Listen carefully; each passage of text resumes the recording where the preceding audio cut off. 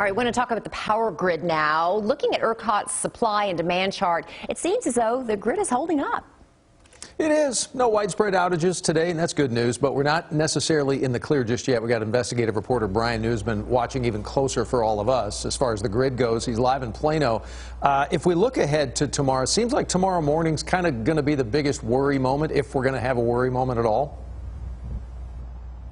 Yeah, you're absolutely right. Tomorrow morning, 8 a.m., that's the crucial time, which is why ERCOT has issued another conservation appeal, this one between 6 a.m. and 9 a.m. The hope is that the demand for electricity stays right below the available supply.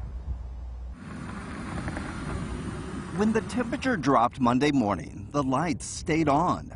But Tuesday could be a different story. The ERCOT website is showing at 8 a.m. Tuesday the projected electricity demand will exceed the forecasted available supply.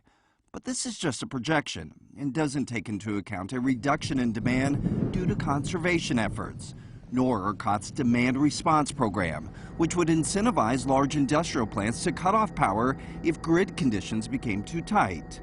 But experts say it's still concerning. Give me the one thing that'll fix this. This is what everybody wants. There is no one thing.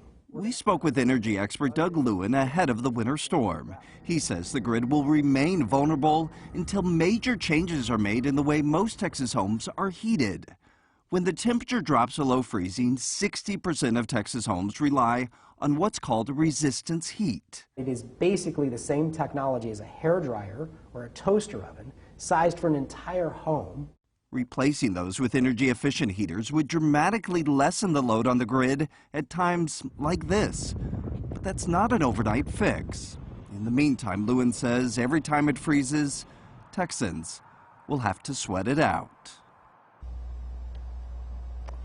So here are the things that we're going to be watching for overnight. One is natural gas production, which fuels so many of the power plants. Last night, we only saw a slight reduction in natural gas production. The hope is that it stays that way tonight. The other thing we're going to be watching is wind power. Typically in the morning, the wind dies down. Just how low it gets, Doug and Karen, right around that 8 o'clock hour is going to be crucial in making sure that that demand stays below the supply.